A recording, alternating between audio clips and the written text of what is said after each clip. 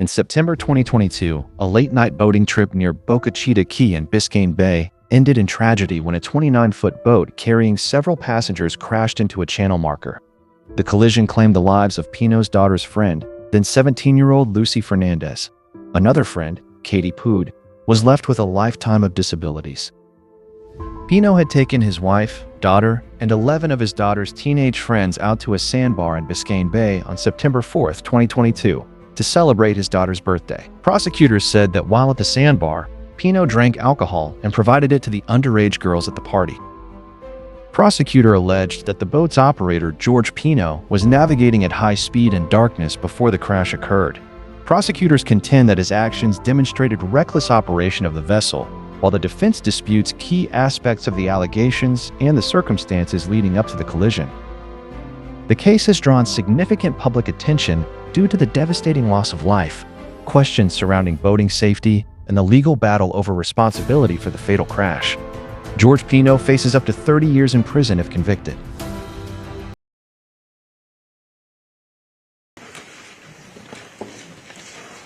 Ladies and gentlemen, good morning. Good morning. 3 weeks ago, you all came into this courtroom not knowing what kind of case you might be selected to serve on the jury. You need to keep your voice up. Yes, sir. About 3 weeks ago, you all came to this courtroom and you sat through the jury selection process without any idea what kind of a case you were going to maybe be selected to sit and listen to. No doubt this has not been an easy case for anyone in this courtroom, but everyone in this courtroom owes each of you a true debt of gratitude for your service, for your attention, and for your thoughtfulness throughout this process.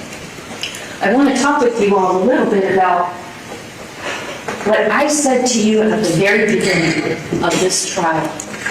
I told you that this is a case about responsibility and accountability. Now that you've heard all the evidence in this case, you can see that this defendant is a man who abdicated all responsibility. As the captain of the ship, owes to each one of his passengers. Now, done safely, of course, boating can be a lot of fun, and we know that. Look at the pictures that we have. You get so much evidence in this case. You all saw the photograph that Andy Fernandez took from his boat, looking across to the defendant's boat. Where the teenagers are on the boat, they're in the water. What a great time. What a special day. That photograph was taken because Andy Fernandez was taken with how special it was that his teenage daughter said, "Mom, Dad, come on out to the sandbar." He really didn't want to. Thank God he did. Thank God he did. When boating is done safely, what a wonderful thing to do. But when people like this defendant do not take seriously their responsibility to their own passengers and to other boaters and passengers that might be in the area, disaster and catastrophe can happen. And though it may seem obvious, I wanted to highlight for you in this trial that boat crashes are a lot different than car crashes. When you're on a boat, you're basically like someone in the back of a pickup truck. On boats, you don't have the benefit of brakes, not even anti-lock brakes. You don't have seat belts. You don't have a steel cage surrounding you to protect you from impacting other objects. There's no airbags. And if, God forbid, something should happen and you fall out of that boat, you jump out of that boat, you're ejected from that boat, you run the risk of drowning, even if the injuries that you sustained weren't that serious. And we know that to be true because that's exactly what happened to Lucy Fernandez. Now, in this case, you have evidence beyond any reasonable doubt that this defendant disregarded basic navigational rules and concepts of safety, and he did so in a manner that made it a near certainty that tragedy would result. This tragedy, the death of Lucy Fernandez was completely preventable. But after this abdication of duty that this defendant owed to his own daughter, to his wife, and to those 11 other teenage girls, these 13 other souls that were on his boat, what did he do? He lied over and over and over again about what happened. Why? To shift the blame away from himself and in an avoidance of accountability.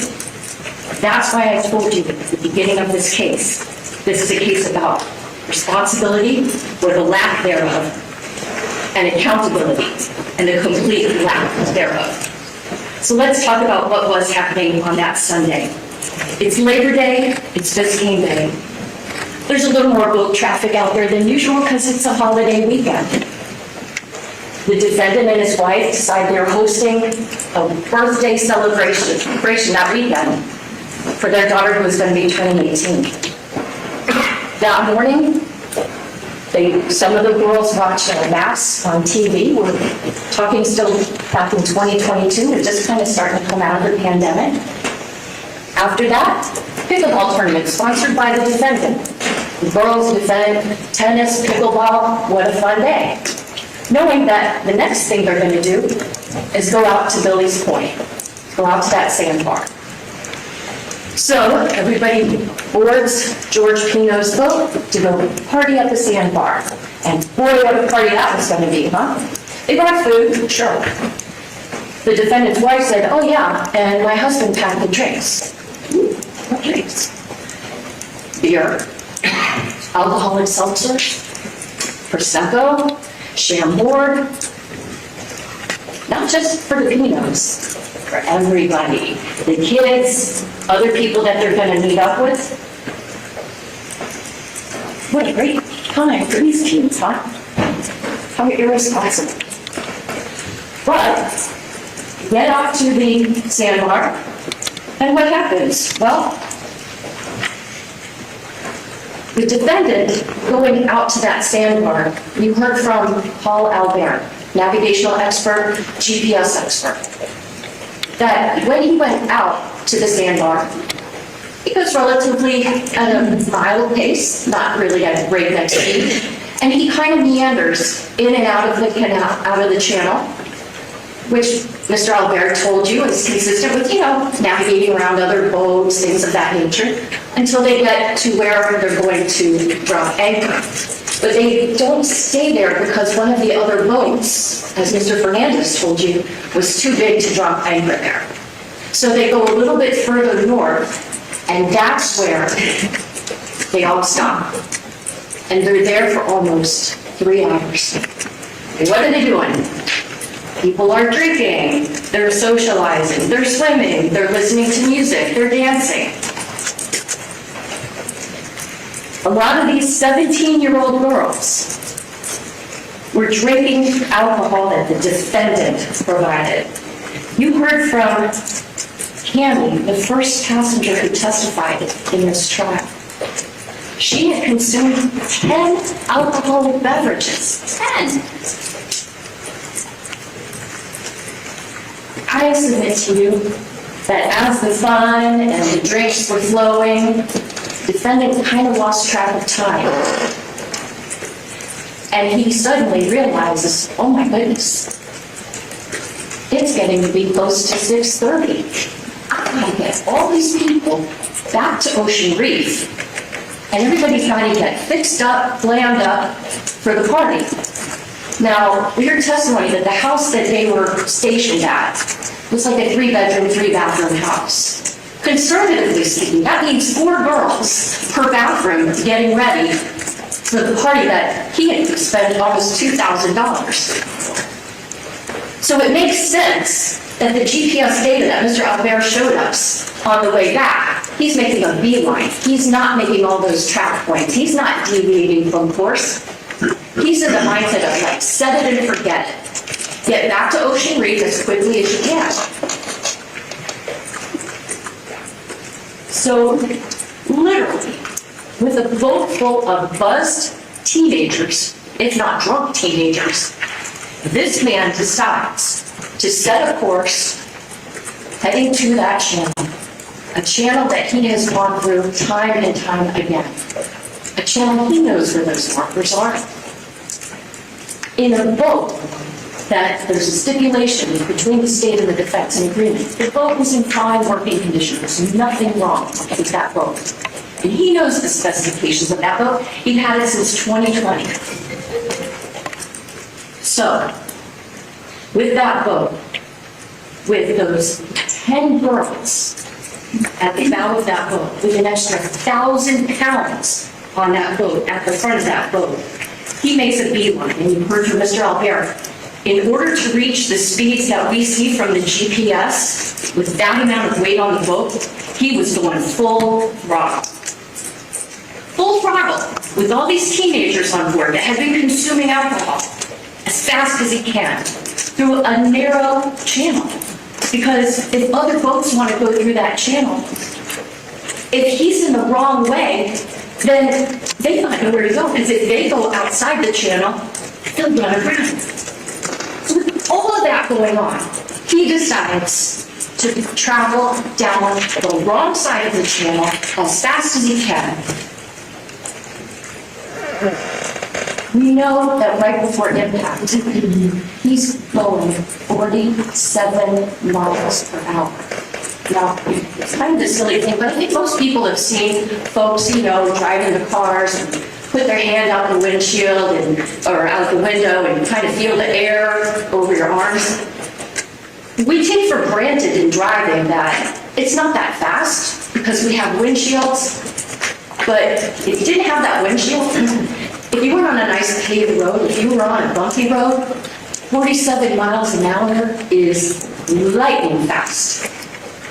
And the reason why we saw those reenactments is because we wanted you, in as safe a way, but as realistic a way as possible, to understand the manner in which that man decided to operate his boat. Now, I talked about the teens that were buzzed. The defendant, for sure, consumed alcohol. The defense would have you believe that it was only the 2 beers that the defendant told Lieutenant Thompson. I'm going to submit to you that maybe the evidence suggests that just as he wasn't exactly truthful about how the crash happened, maybe he also wasn't so truthful about how much alcohol he had consumed.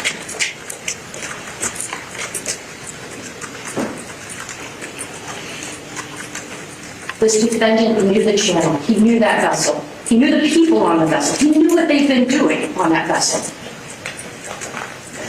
Yet he chose, before this impact happened, to put his vessel on a heading 5 degrees to port, 5 degrees to the east.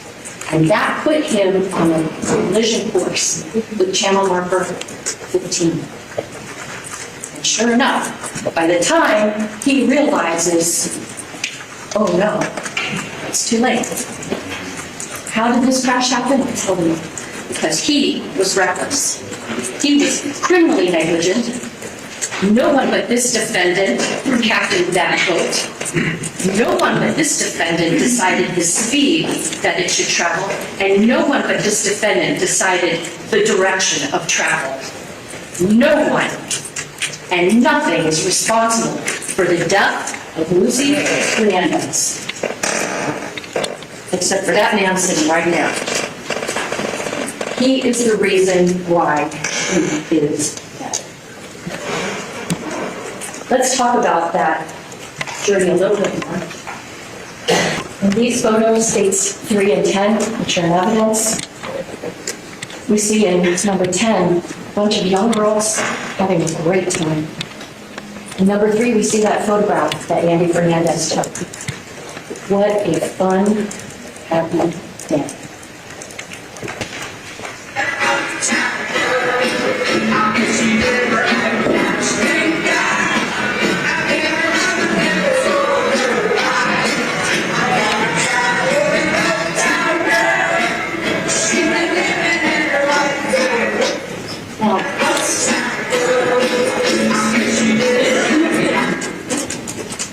this person right here in the white bathing suit with the little flowers? It's Lucy.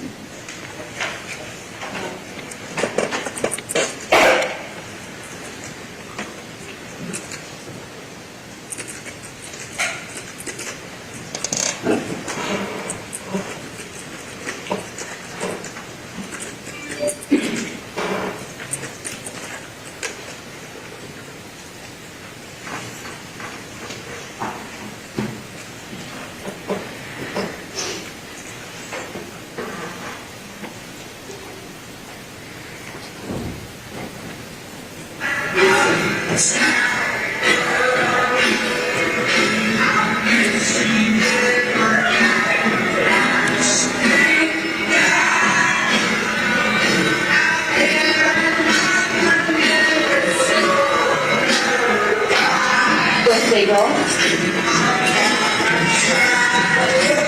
Yeti tumbler. Lucy's necklace.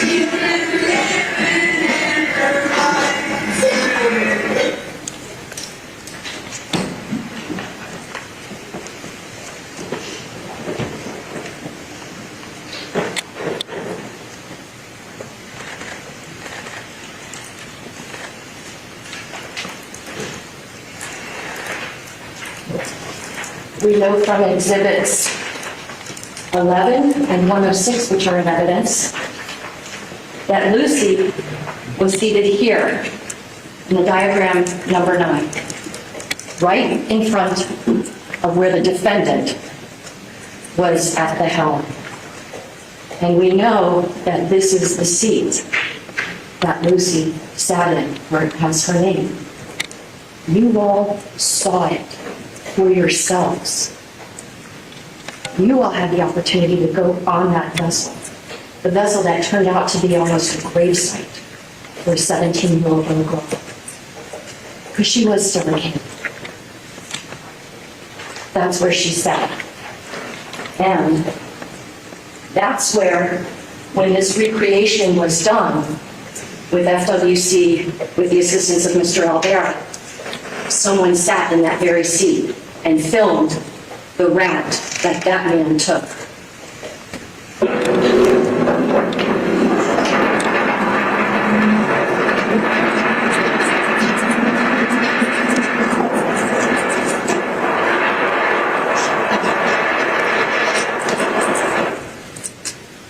Coming up on 13 and then 13A.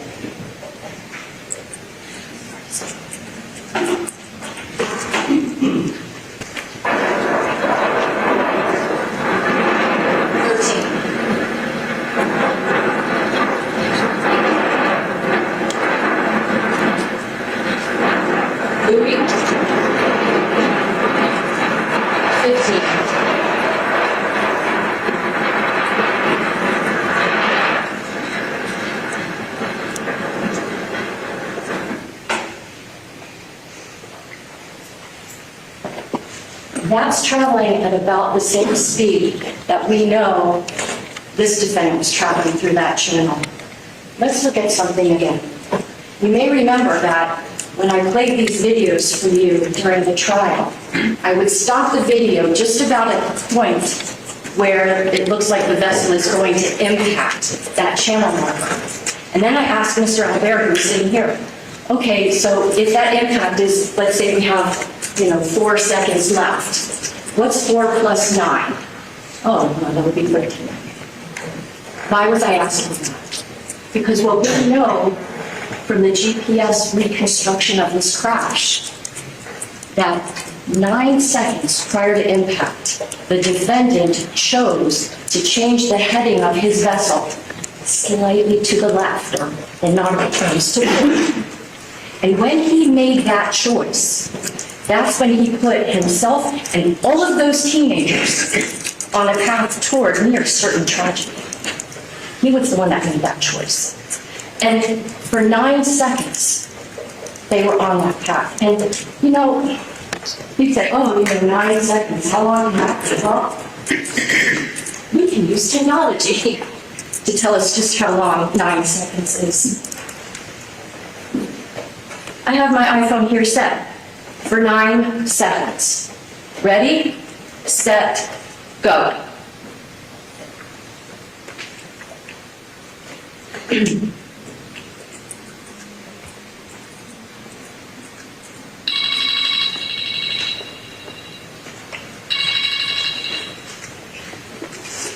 That's a long time to not look at what's right in front of you.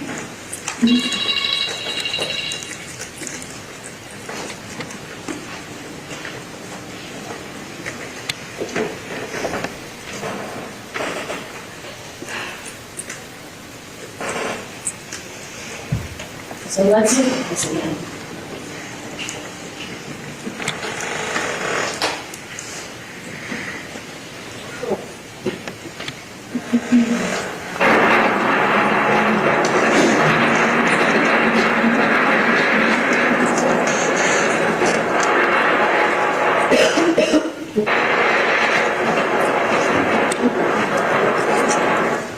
That's 13A.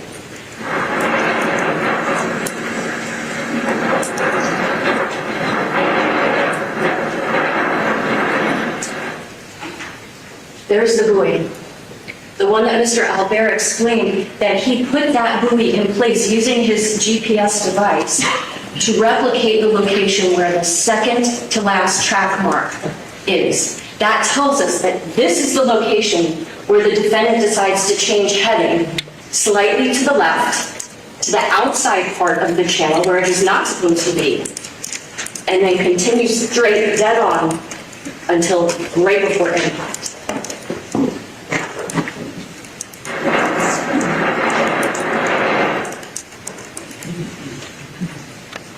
Channel marker 15.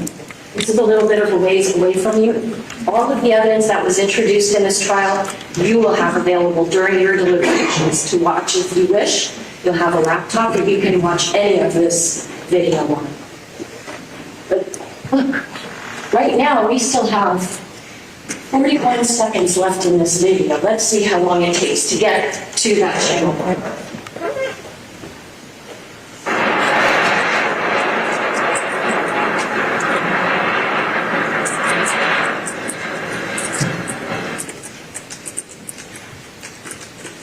Excuse me.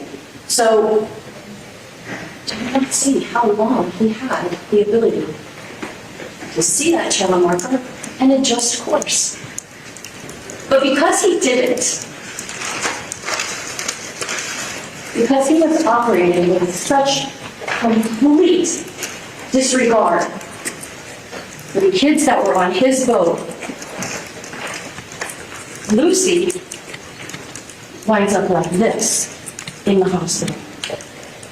Because of the way he operated that boat, this is what the police had to deal with.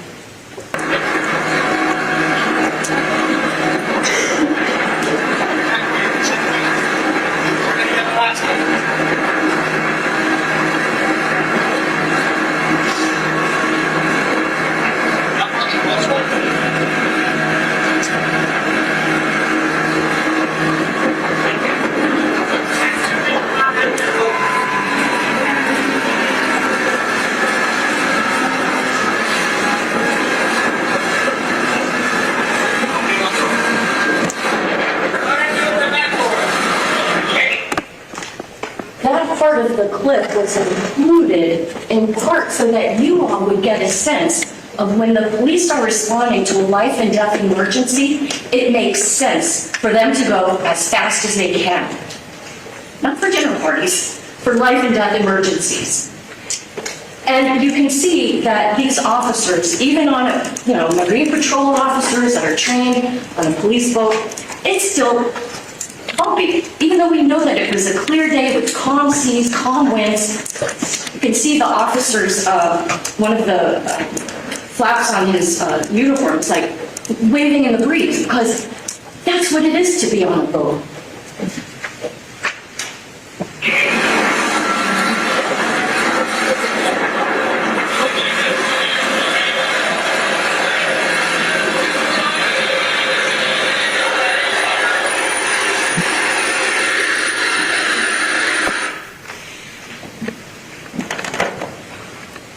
Air rescue, helping a paramedic trying to get to Lucy, to try to save her life. But this is where you remember that Officer Bruto, well, he's not an officer anymore, he's retired, but he was the first police officer that testified in this case. And he told you about the difficulties that air rescue was having getting the paramedic onto the boat because the prop wash from the propellers was making the small boat start to spin. So Officer Bruto and another officer basically pinned that vessel between theirs so it can be stationary enough to safely drop the paramedic to try to save Lucy's life.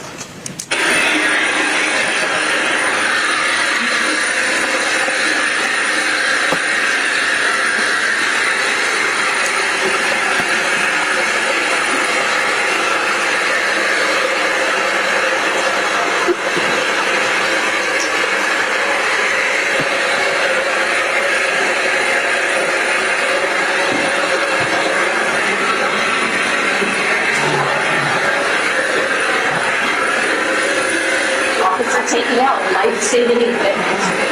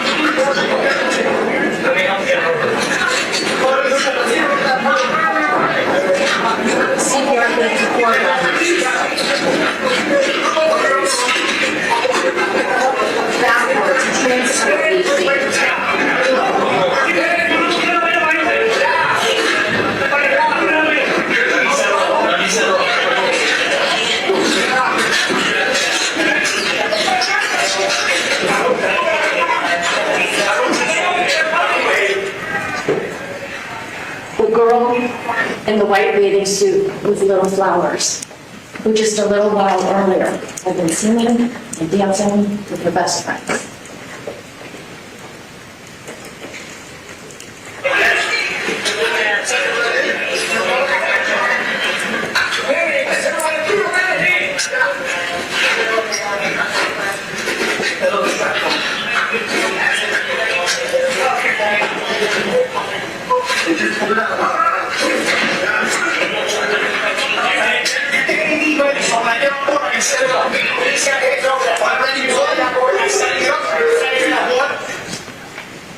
From there, we know the testimony is that the police boat raced as fast as it could to the Elliott Key Harbor, where a helicopter was waiting for her to try to get her to the hospital to save her life, the life that he endangered.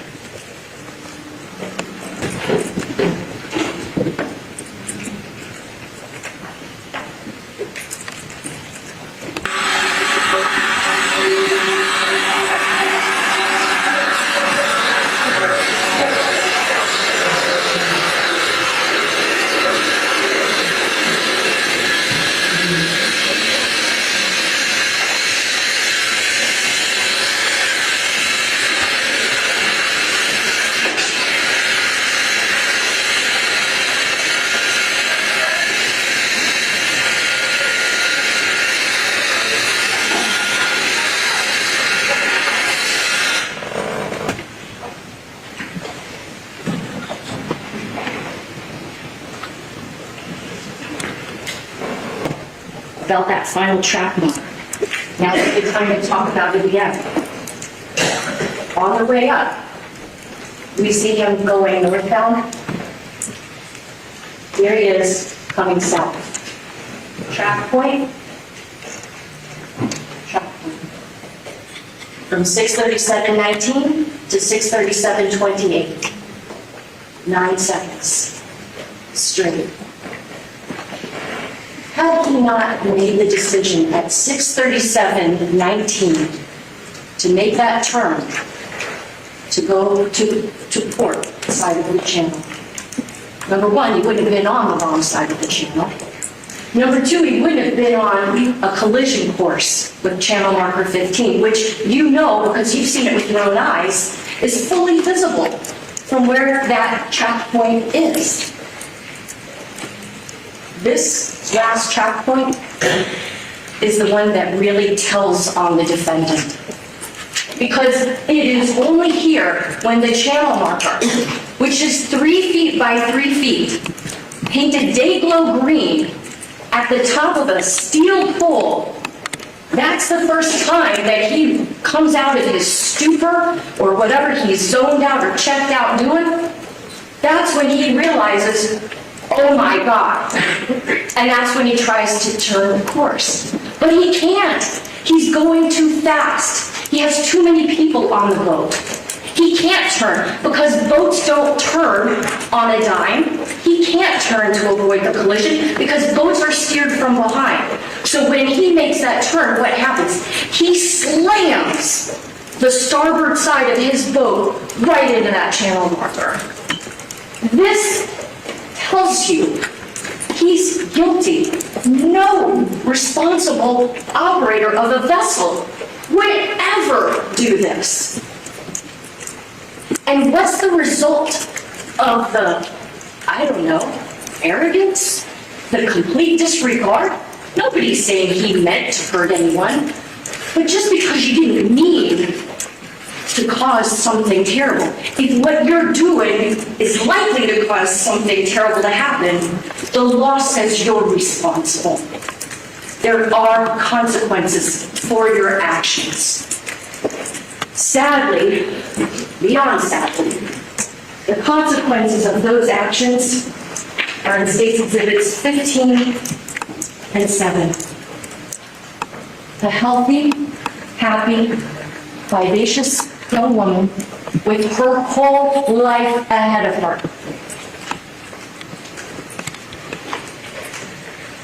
goes from this to this with her own father. Tearfully, but with controlled emotion, telling you this was my Lucy.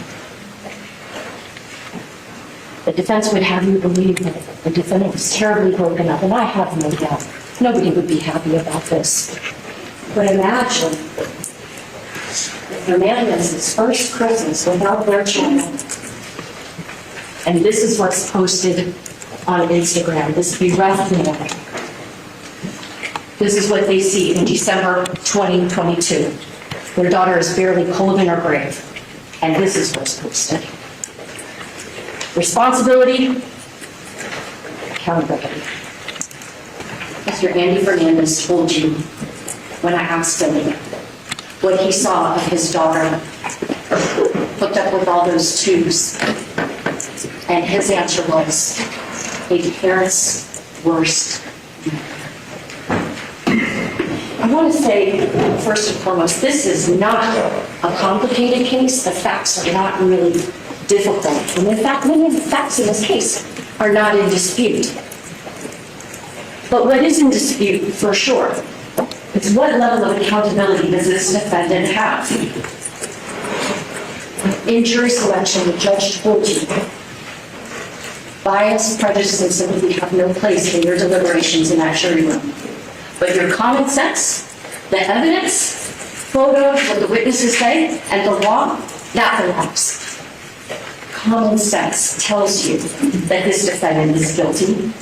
Now, the defense through this trial has tried to downplay the enormity of this defendant's recklessness and criminal negligence by saying, it's just an accident. No, it's not. This defendant was in a rush because he had paid money for the party for his girls. The way he operated that boat with so many people that had been drinking when he'd been drinking, at a high rate of speed, in a body of water that literally was called the I-95 of Biscayne Bay. Well, it establishes recklessness and culpable negligence. Why? For a party? Because he wanted to be the cool dad, the dad that brings alcohol out to the sandbar, the dad that plans the pickleball party, camp counselor George. He wasn't thinking about the navigational rules. He wasn't thinking about the well-being of the passengers. He wasn't thinking about the well-being even of his own wife and daughter when he was on that beeline to get back to the Ocean Reef Club. He was too wrapped up in trying to be the cool dad on that boat. He didn't mean to is not a defense, it's an excuse. Now, the judge is going to give you an instruction, and it's called excusable homicide. Common sense tells you that just because one person causes the death of another person, that in and of itself doesn't necessarily make it a criminal act. For example, the judge is going to read you an instruction, it's called Introduction to Homicide. And that instruction says that you have to consider whether or not the killing was lawful, whether it was justifiable or excusable. Now, of course, this is not a case of self-defense, but the law tells us that if there's a justified use of deadly force to defend a person, then that person will not be held criminally liable for that death. Common sense. Common sense also tells you that there can be accidents that happen, but there should be no criminal responsibility. And let me tell you what that instruction is. Excusable homicide. If the killing is committed by accident and misfortune, which nobody's saying he intended this to happen, and obviously this is most unfortunate, but doing any lawful act, was he operating his vessel lawfully when he was on the wrong side of the channel, going so fast? Not keeping a proper lookout? Was he operating it lawfully when he's not avoiding the risk of a collision, when he doesn't even avoid the collision? No. And by lawful means, is this the way that we expect people to operate their vessels on the waters of the state? Of course not. With usual, ordinary caution. Was there 1 ounce of usual, ordinary caution as he's speeding from this track point straight into that channel marker? Of course not.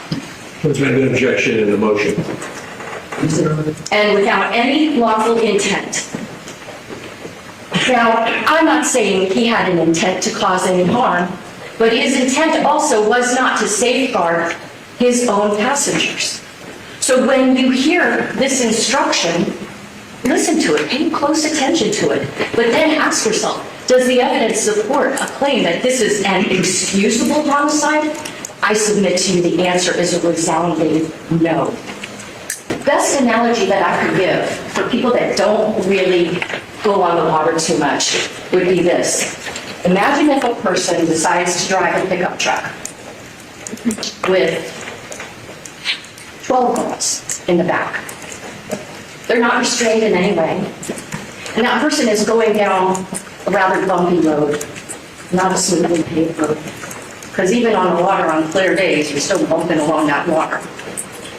And that person who's driving that pickup truck with all those people in the back on a bumpy road decides to drive on the wrong side of the road. And let's suppose that at the end of that road, it dead ends and there's a telephone pole at that dead end.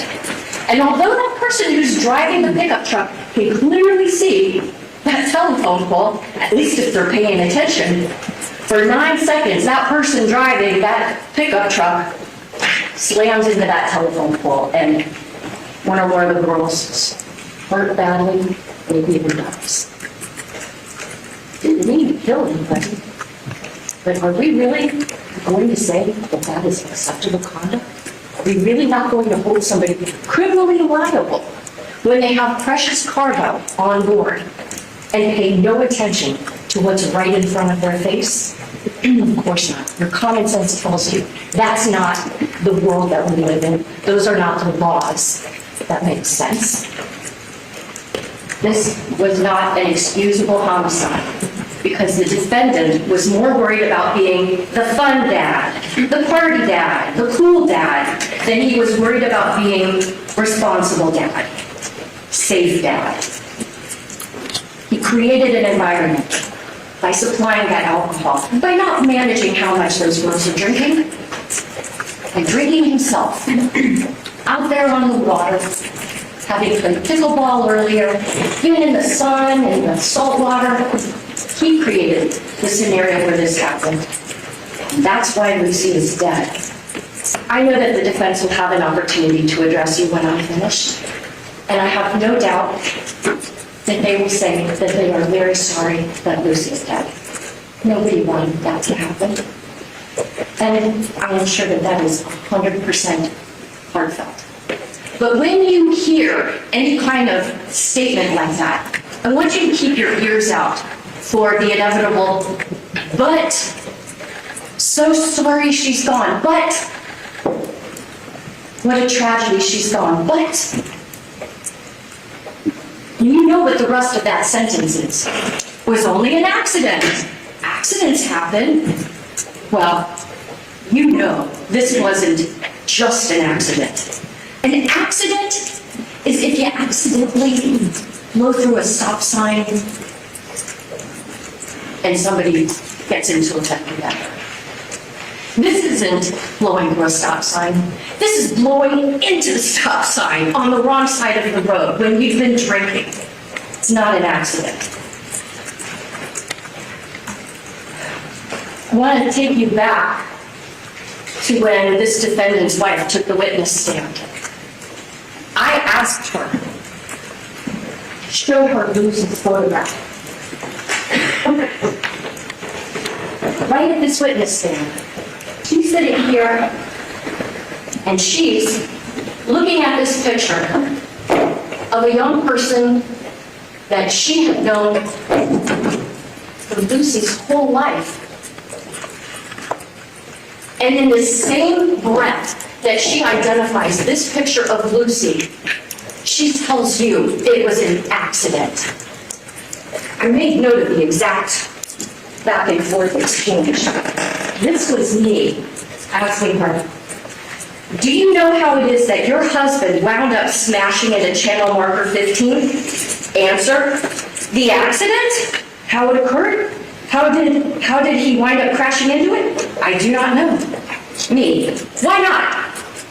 Her, I was looking at my phone and trying to send a text to the moms. A video of the video of the girls dancing. I was trying to send it to the moms, and I remember looking at the blue line and being upset that it wasn't going through the text, and I was looking at my phone. Me, I'm showing you a photo. Who is it? Her. Lucy. Me.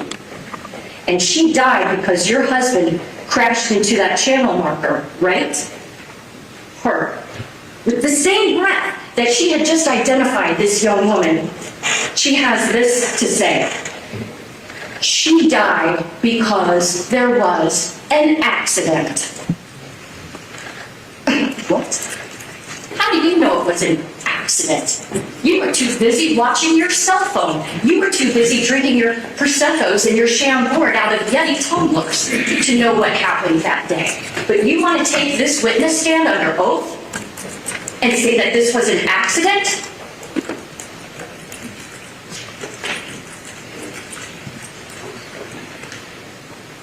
The expressions of sorrow for Lucy and her family mean nothing in this court of law because this is not a case to be decided on based on sympathy.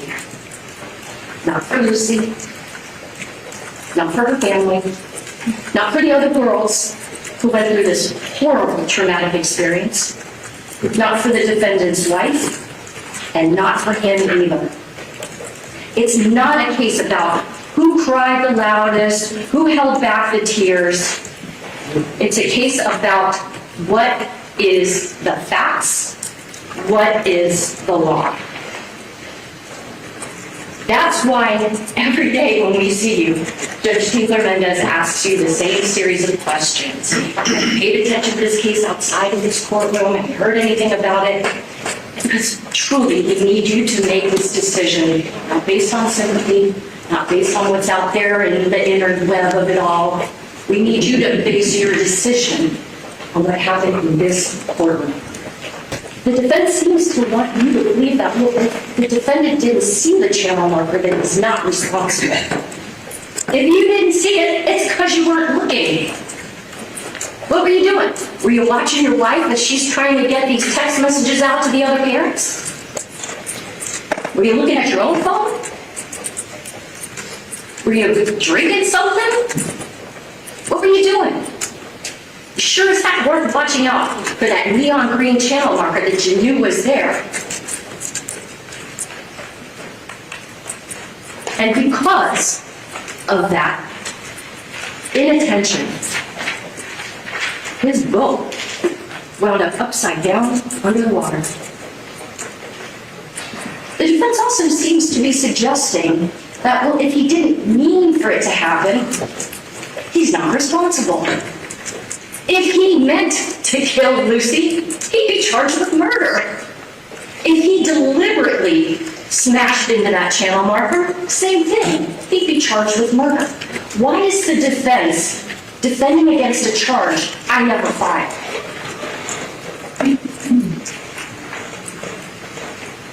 The defense kept asking the girls that were on the boat who came and testified, and the defendant's wife, did he look like he was impaired by alcohol? Well, I did not charge him with DUI, voting under the influence manslaughter. You know what? I can't prove what his blood alcohol level was at the time he smashed into that channel marker. I can't prove beyond and to the exclusion of every reasonable doubt that he was impaired by alcohol at the time he smashed in that channel marker. So you know what? I didn't charge him with that offense. Yet, what is the defense defending against something he's not even charged with? Now, he claimed to the police that he had 2 beers.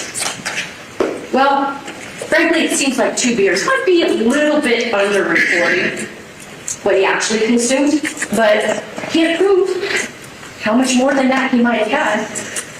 So we didn't charge him with DUI manslaughter. Think about how many times you may hear the defense say, he didn't look impaired, but who was it that was making this judgment, at least from the voting perspective? The teenagers and the defendant's own wife, all of whom had been drinking alcohol. You think maybe people that have been drinking alcohol are not in the best position to say who did or didn't look like they were a little bit buzzed or more? And then that brings up another question for you all to consider. Why even drink beer at all? When you're the captain, when you're responsible for all these lives. Gatorade, non-alcoholic seltzers, water, iced tea. Why did people drink beer? They drink it to get buzzed. And Lieutenant Thompson told the defendant in this courtroom, it's not per se against the law to have a beer and operate a boat, but if you do drink and drive, or if you do drink and operate a boat, better be really mindful. Because I think it's common knowledge that before somebody looks like they're stumbling down drunk, alcohol's already playing games with your brain. We all know that alcohol can make people make maybe not such good decisions. It maybe influence your ability to pay attention and to concentrate. But again, he's not charged with being drunk. He's charged with being reckless. He's charged with being criminally negligent.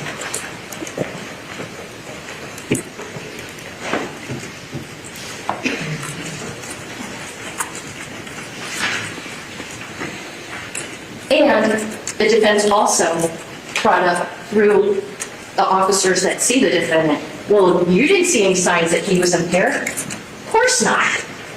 The police are seeing him some decent amount of time after the crash, time after he'd been holding on to his boat, right? Time that he had to kind of clear his thoughts, be in the water, assess his surroundings. Tammy, the first passenger who testified, the one that told you she had 10 drinks, a 17-year-old with 10 drinks in her system snapped to it enough that she was able to help try to rescue Katy, Mia. She said, I was buzzed when I got on that boat to go back to Ocean Reef. But being in that water and seeing the emergency situation sobered her up at least enough that she was able to do things like try to save her friends' lives, the friends that he endangered. So, you know, to say that by the time the police see the defendant, he doesn't look like any signs that they can see impairment, that's just the function of time, adrenaline, and being in an emergency situation. For sure, the defendant knew in the moments after this wreck, this was not good seamanship. This goes beyond not just following navigational rules. This goes beyond anything like that. This is criminal conduct. And that's why he couldn't wait when he's brought to Elliott Key Harbor and Lieutenant Thompson just wants to ask him about, hey, where do you keep your boat? Do you have a trailer for your boat? Because he's thinking, I have to get this boat out of the water. And what does the defendant do? He's so anxious to blame somebody else, that lack of accountability, that he starts answering, and you can listen to the tape yourselves, because you'll have the jump drive with all of this defendant's statements to Lieutenant Thompson. And what you'll hear and see is that in those moments when the lieutenant is just coming up to him and asking him, hey, do you have a trailer for your boat? Where do you house your boat? He's talking about, oh, there was this other boat coming in the opposite direction. Thompson is not even listening to that. He's like, whatever. And he keeps going back and asking, where do you keep your boat? Then he finally gets the information that the lieutenant wants. But he's still yammering on about some other boat. Then, when he sits down with the lieutenant at that picnic table, he builds on that lie. And he starts giving more details about this phantom boat that came along. He's given his Miranda rights. He's told anything you say can be used against you in court. He doesn't care.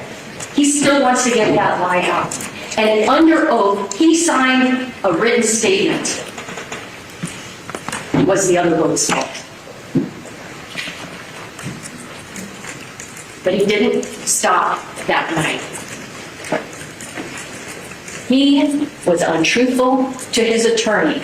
You heard from his attorney twice in this case. I called him the first time just to explain what interrogatories were, and that in fact, both the defendant and his wife signed these interrogatories answering questions under oath about what happened.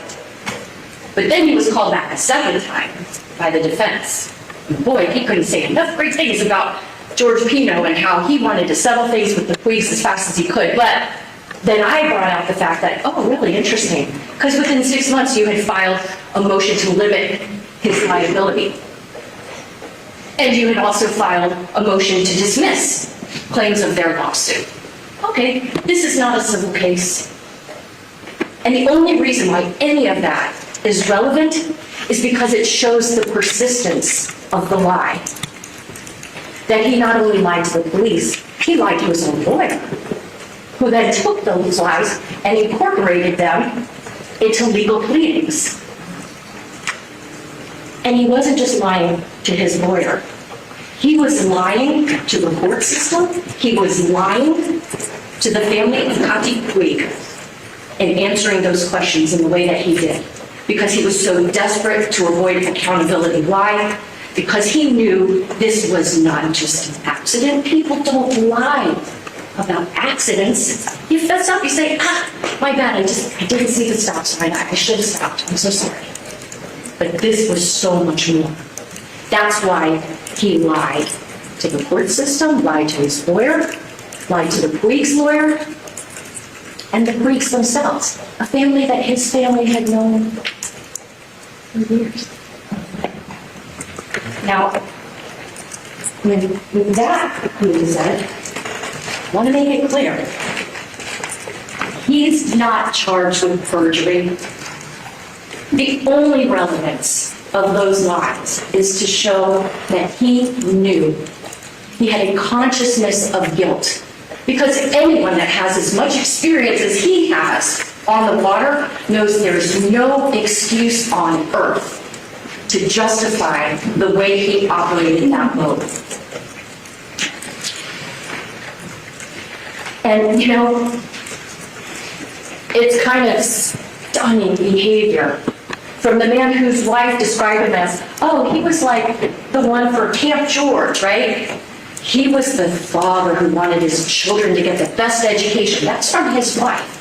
He was the father that wanted to instill in his children an understanding of right from wrong.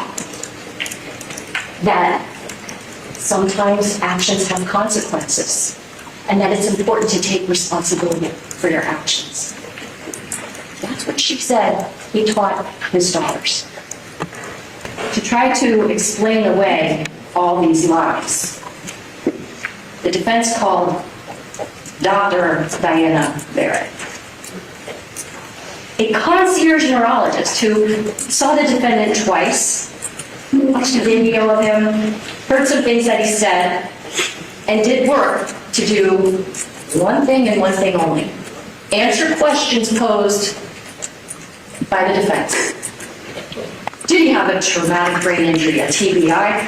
Could it have caused amnesia and or false memories without the intent to deceive? And how long would those false memories last?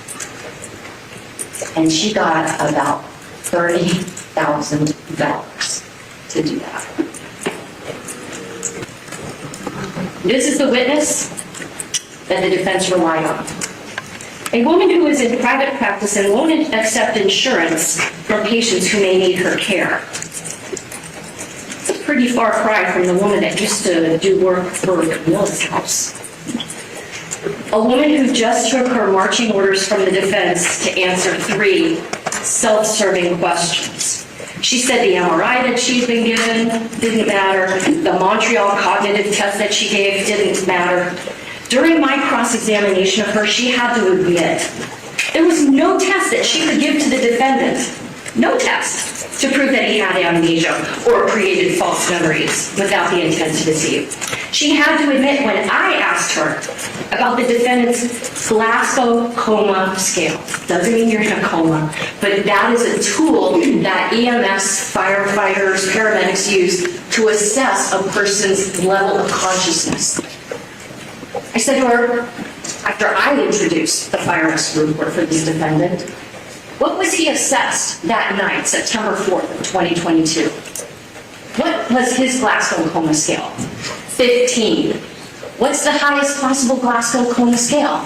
15. Every single one of our jurors, every single attorney in this courtroom, 15. She admitted that the defendant simply got 7 staples in his head to close the wound, and he was released from the hospital the very next day. She admitted she hadn't even laid eyes on the defendant until this past February, about 3.5 years after the crash. And she admitted that the defendant told her the only treatment he received was some therapy and psychiatric medications. And I'm not putting that stuff down. But that is not indicative of a person that had a traumatic brain injury such that he's confabulating like a person with dementia would. Boy, I tell you what, she did not want to admit. I asked her, last thing, when she was on the witness stand, Dr. Barrett, let me make sure I understand. You were hired to evaluate the defendant's memory surrounding the crash, but you never asked him what he remembered of the crash. It's a simple yes or no question. Yes, I did. No, I didn't. But you know that the answer is no, she didn't ask him. And she kept wiggling around. Well, I didn't think that would be important. No. Let me ask again. And note this, when the judge reads you the instructions, one of the instructions is going to ask you, was the witness honest and straightforward in answering the attorney's questions? I said to her again, no, Dr. Barrett, I want to ask you again. You were there to assess his memory of the crash, but you never asked him what he remembered of the crash. Ultimately, she kind of says no, but the answer is no. Because if she had, she would have said yes. Here's what he told me.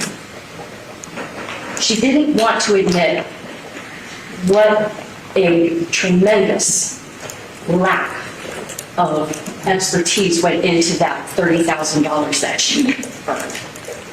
I don't blame her. That's her choice. But you should consider her credibility when you think about the fact that she didn't ask something that basic.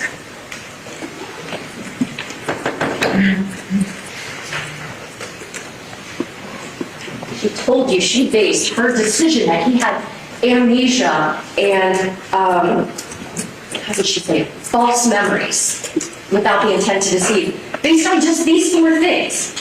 Who sat behind him? He couldn't remember which two girls were behind him. What the horsepower of his engines were, he said 225, they were 300. They couldn't remember exactly what happened right after impact. And that he said that it was Nati that he recovered under the boat, not Lucy initially. But there's an explanation for that she wouldn't have known, but you know. When the defense called Hamlet Rodriguez, he was one of the good Samaritans that gets to the scene. We know that Hillary Candela, who was friendly with the defendant and knew the Puigs and knew the Fernandez family, when Hillary Candela gets there, I have heard him yell from the witness stand, which I know seems weird to yell in court, but he yells to show you, George, if you don't go down under there, I'm going to do it.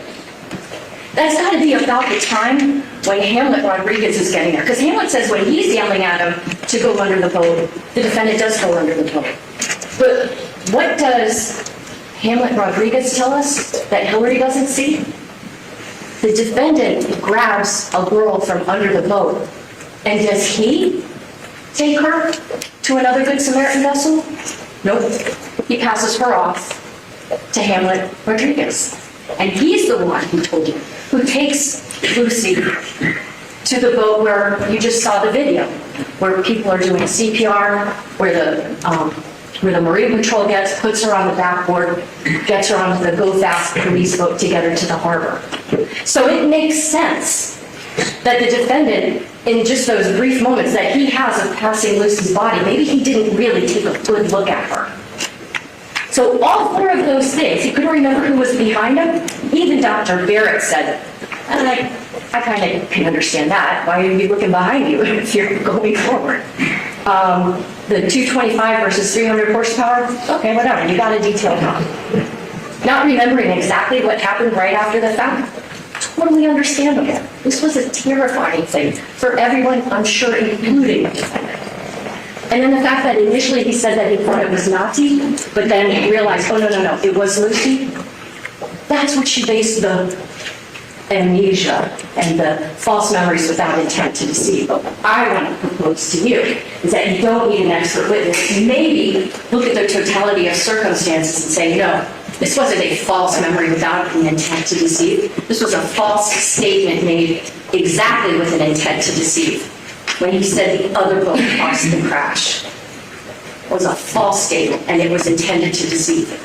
And I submit to you, if he was willing to give a false statement with an intent to deceive about how the crash happened, maybe he was also willing to give a false statement with an intent to deceive about how much beer he had at that sandbar. They can't prove it, so I didn't charge it, so why are they defending against it? During this trial, you've heard the defense try to blame a number of different things in this case. Blame the sun, right? Maybe the sun kept him from being able to see the channel marker. But Mr. Albert told you that at the defense request, overnight, after he had testified and I had rested the case, he did some calculations and he saw, based on the NOAA National Oceanic Atmospheric Administration, based on their data, he knew that at the time that that second to last track point was, the sun would have been to the defendant's right-hand side. The sun isn't blinding him from seeing the channel marker, so forget that. The defense attorney says to Detective Dow, the drone operator, oh, well, this photograph, the water looks green. The channel marker is green. Maybe the channel marker wasn't so visible. First off, Detective Dow, like, no, actually, that's just a function of the not so great printing of this photograph. Plus, when you're higher up, the water looks more green, but when you're closer, which you guys can see from the videos, the water's blue. You really think the Coast Guard didn't take into account, let's make the channel markers as hard to see as possible. So that doesn't work. Oh, remember they also asked, hey, could channel marker 13A, the one before channel marker 15, could have blocked the defendant's view of channel marker 15. Mr. Albert, who, in contradiction to Dr. Barrett, Mr. Albert said, I did that extra work, I'm not charging anybody for it. That's integrity. And what Mr. Albert said in answer to the defense attorney's question is that the only way that channel marker 13 blocks channel marker 15, if you're so far back, you wouldn't be able to see channel marker 15 anyway. So that excuse doesn't work. The defense talks about, well, but if you zoom in on the chart plotter, it looks like maybe the channel marker is a little bit further off. And that's when, it was kind of hokey, but it illustrated the point. I grabbed my iPhone and I showed you all a picture of the Mona Lisa. And if you zoom in on the picture, it doesn't look like it's the Mona Lisa anymore, even though it is. And that's exactly what they did with the GPS screen. Then they come in and try to say, oh, it's the girl's arms. They're singing and dancing. But I asked Claudia Portocarrero, who was the first girl that the defense called as a witness, okay, you guys were singing and dancing, you've seen the video, but at the time you're going almost 50 miles an hour, facing backwards on bumpy water. Like in those moments before the crash, were you guys standing up? Were you guys waving your arms around? No, of course not, because who's going to be doing that unrestrained in the front of a boat? It doesn't make any sense. So that excuse doesn't work. And then, this might be my favorite, the tides. It was high tide, so maybe the sign wasn't visible, as if the Coast Guard isn't aware of the fact that tides rise, tides lower. And they're going to take that into account when they're placing channel markers that are there to keep boaters and passengers, everybody on the water safe. So none of these excuses hold up. When this trial began, with jury selection, you all were instructed by the judge that this defendant is presumed innocent. And each and every one of you said you can abide by that presumption. Had you not, you would not be here. We live in a country, we are blessed to live in a country where people do not have to presume their innocence. That's not how it is everywhere in the world. Here, if the government accuses you of something, the government better have the evidence to back up those allegations. Now, there's an instruction that the judge is going to give to you that while the defendant is presumed innocent at the beginning of the trial, that presumption of innocence can be overcome if the prosecution does two things. To overcome the defendant's presumption of innocence, the state must prove, one, that the crime or crimes that he's charged with were committed, and two, that the defendant committed those crimes.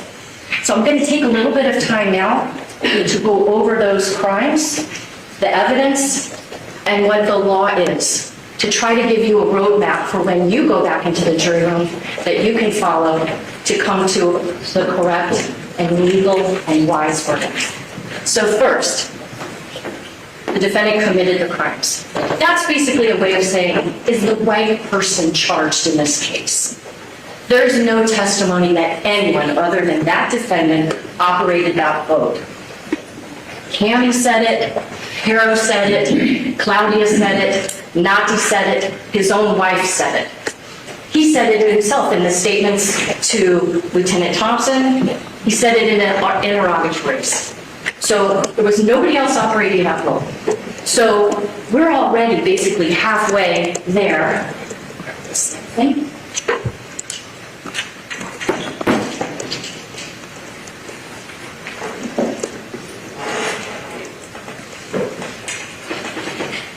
We're already halfway there to a guilty verdict because we've established without any question, he's the person at the helm of that vessel.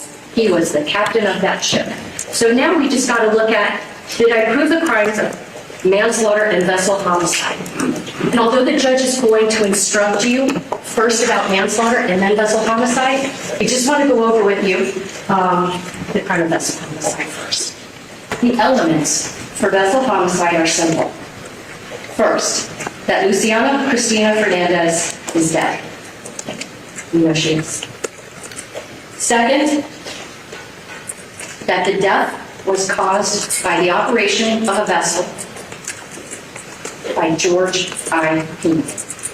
Nobody but this defendant operated that vessel. And third, that he operated the vessel in a reckless manner, likely to cause the death of or great bodily harm to another person. The instruction tells you the defendant to be guilty of that crime does not have to have intended to harm anyone. So why would the defense say, well, he didn't mean it? Of course not. If he meant it, he wouldn't be charged with these offenses, he'd be charged with something else. The judge will tell you that recklessness is more than just failure to use regular care. She will tell you that recklessness can take place in two different forms. I'm going to suggest to you both are present in this case. First, that the acts are done in a willful way. Willful doesn't mean you will Lucy Fernandez to die, but willful means you deliberately set the course, set the speed, you deliberately operated that vessel. This vessel was not on autopilot. He was the one making the decisions. Were they wise decisions? No. Did he intend the consequences of the decisions? No. But he is the one that steered the boat. He's the one that decides how fast it goes. That makes this conduct willful. Also, she will tell you that recklessness can result from what's known as wanton behavior. What is wanton? It is a conscious and intentional indifference to the consequences, right? Not that you want those consequences, but you're not paying attention to what the consequences might be. And that damage is likely to be done to persons or property. When you set your vessel on the course and then are basically flying blind for as long as 9 seconds into a channel marker that you know is there, that's a wanton disregard for the safety. So, did he intend the outcome? No. Did he intend the death? No. Did he intend to hit the channel marker? No. But did he intend to change course? Did he intend to be operating at full throttle? The answer to that is yes. And that's what endangered everyone on his vessel, including himself. What witness tells you that? What witness tells you how fast he was going and what direction he was traveling? You know the one. I told you at the beginning of this trial.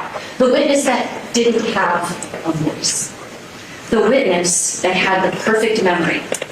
The witness that isn't influenced by bias, prejudice, sympathy, money, or power. The witness is GPS. The GPS, that track point that I showed you, tells you everything you need to know about this defendant's recklessness. And the person who testified about that GPS data, Mr. Albert, he says to you at great length, at my prompting, about his training and his experience, that his day job is a lieutenant in the Internal Affairs Division, the Town of Palm Beach Police Department. He tells you about his years and years of experience in police work, both with that agency as well as with Florida Fish Wildlife Conservation Commission. He tells you about the years and years that he's been a boater since he was a kid. And he tells you about the years and years of experience and training he has in GPS, which ironically just stemmed from his love of fishing. If you recall, he told me I had to start learning how to use GPS so I could find my favorite fishing holes. And I know that testimony might have seemed a little bit dry. But it was really important for you all to understand the quality of the witness that he is. With all that law enforcement and personal experience in voting, with all the training and experience he's had in interpreting and analyzing GPS data to the point where now he's a senior trainer at the NASDAQ. That's how good he is at what he does. And it was important for you to understand that we're not getting reject signs. And so when he went through with you step by step, and you have all those track marks, you can look at them in the jury room, of how the defendant meandered his way up to the sandbar, but then was like zooming back. When he's telling you this is how fast that vessel was traveling and this is the direction it took, and he had to be the one to make the choice to go that fast and to head in that direction, that's all the proof you need to know that this was reckless. And so when you go back in the jury room and you have the verdict form in front of you, as to the crime of whether or not the defendant committed mental homicide for operating his boat recklessly, what if he's guilty? So as to the offense of vessel homicide, I submit to you that that charge is proven beyond a reasonable doubt. If there was no one else on the defendant's boat but his wife, and if he had followed that path that Pino took, and if she had wound up dead, forget about the other kids, forget about the alcohol, forget about all of that. Just the manner in which he operated that boat, head on into a channel marker that was easily visible, that he knew was there, and disregarding anything around him to just fly into it, he's guilty of vessel homicide. But the thing is, you can't ignore all of these other factors that were in play that afternoon. You can't ignore the fact that he had brought the alcohol, that those kids had unlimited access to it, that he wasn't moderating anybody's drinking. He's drinking. He has a boat full of vulnerable teenagers who are not going to probably be at their very best if, God forbid, something should happen. He made the choice to be consuming alcohol. He made the choice to be operating his boat through I-95 of Biscayne Bay as fast as it could go. And so when the judge reads you the instruction for manslaughter, she's going to read you the definition of what culpable negligence is. Manslaughter can be proven in this case in one of two different ways. And just like I said, we've proven both aspects of being reckless. I'm going to submit to you we've proven both aspects of manslaughter. And this is why. First, you can be guilty of manslaughter if you commit an intentional act, even if you don't mean to cause death, but your intentional act causes a death, that's manslaughter. And the importance of Mr. Albert's testimony is because those track points are dropped when direction is changed. And we know the speed of the vessel based on the distance it takes or the time it takes to travel a given distance. And we know that because he was traveling, accelerating for over 9 seconds, that's not one of those speed spikes that I told you all that can happen if you're talking about very short distances. But this is a long distance over a relatively long period of time. So we know that he is intentionally committing acts, not with the intention of death, not with the intention of hitting the channel marker, but the intentional acts that he is engaged in do cause a death. That's manslaughter. But the other way that you could be guilty of manslaughter is if your actions, in their totality, result in a death. If your actions meet the definition of culpable negligence.